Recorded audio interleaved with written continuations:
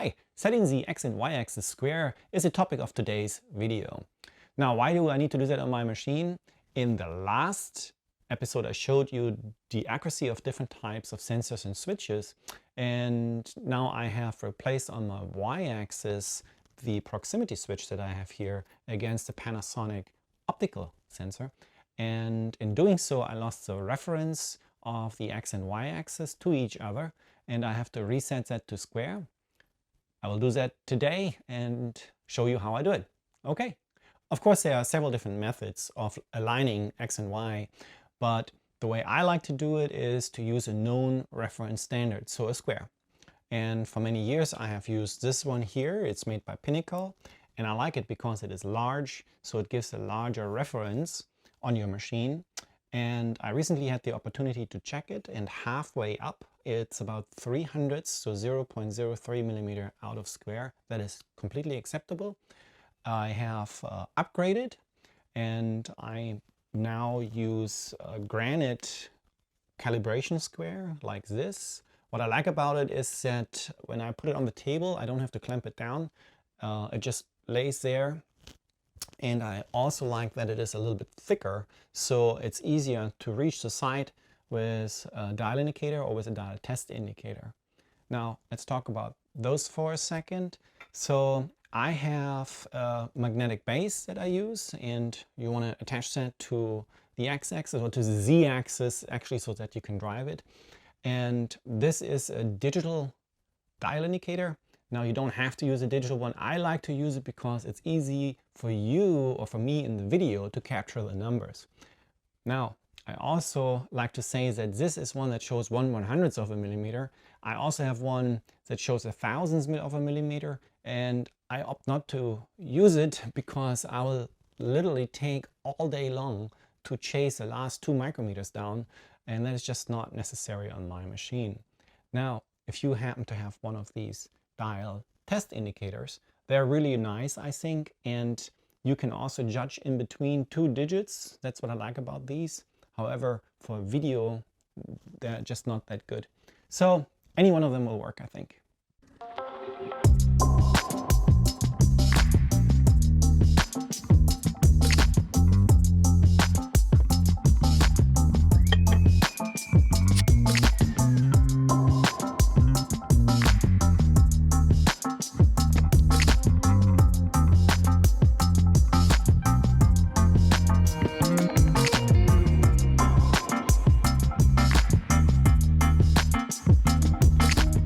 Okay, let's have a look at the layout. To make life a little bit easier, I put 2 pins into the table and just reference the square against that. That is just an initial start. Has nothing to do with my y-axis other than I expect it to be already relatively parallel to it. And the dial indicator is set to 0. Now let's drive the axis back and see what deviation we see. I'm sure there's some, but it should be minor, hopefully.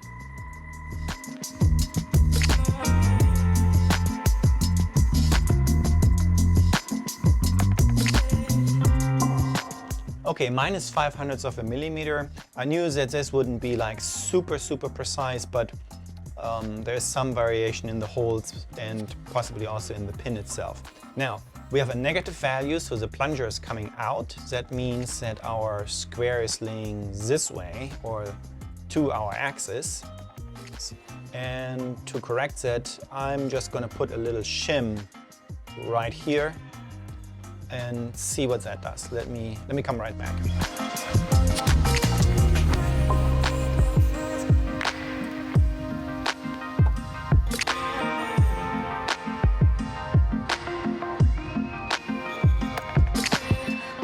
Okay, shims are in place and we are back to 0. Now let's see a second time.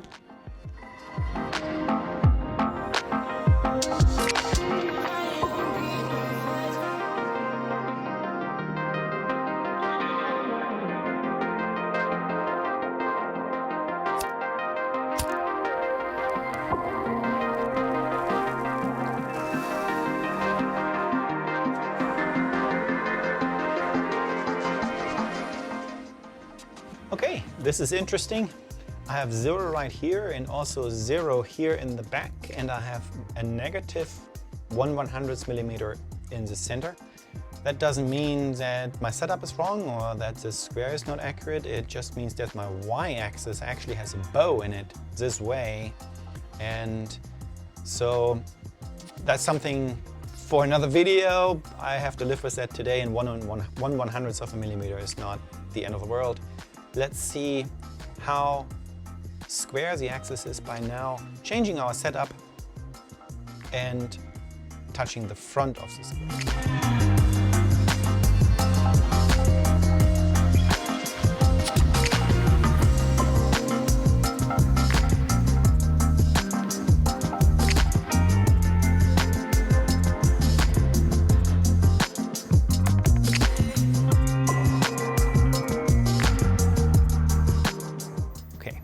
Set to 0, and I expect fully that we have quite a bit deviation now here.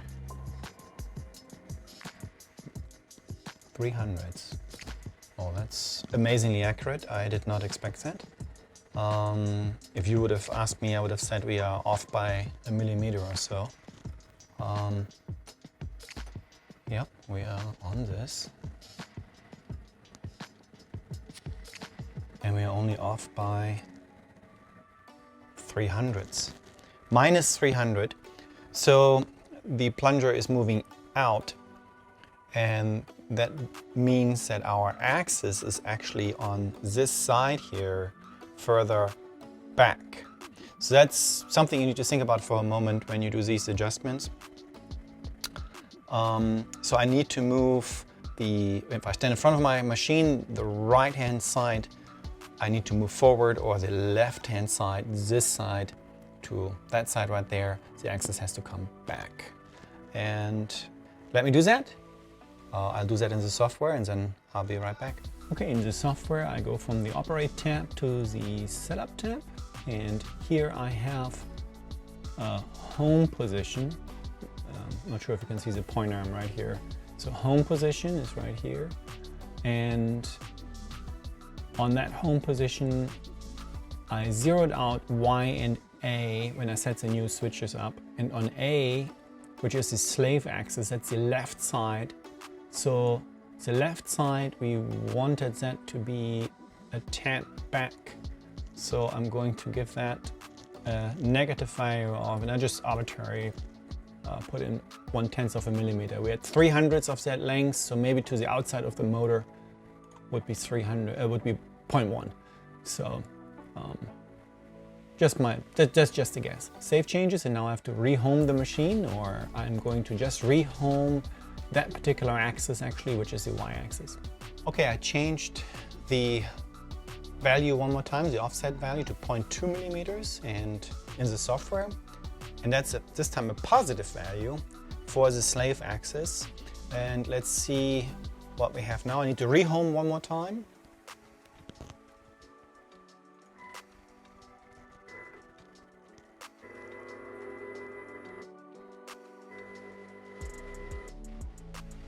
Okay, y-axis is rehomed. Let's zero this back out.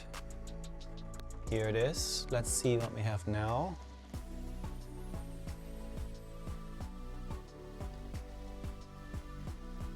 Well, that made that worse, 0.5 millimeter.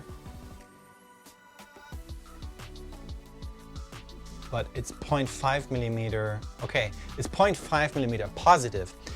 Before we had a 0.5 millimeter negative value. Negative means that the plunger moved out. Now we have, or 0.03, and now we have a 0.05 value positive going this way. Okay, rehoming Y one more time. Instead of positive 0.2, I have positive 0.1 millimeter now. You see, I'm more or less just stabbing at this. I'm too lazy to make a calculation, an angular calculation, to come up with what is necessary here. But you could. 0.1. I'll be done. Look at that. 3 times the charm. That was lucky. Actually, I've been before sitting hours on this. But this I like. Yeah. Let me double check that the plunger is also Yeah, it's against the granite, and we're moving. And the dial indicator stays at 0, front and back. I like it. Very nice. Okay, so now I moved the camera a little bit because every time I touch the camera with the axis, let's rehome Y. First move. Second move. And the correction, so we are off by -1/100th. Let's move this over. Actually, we're right back to 0. Nice.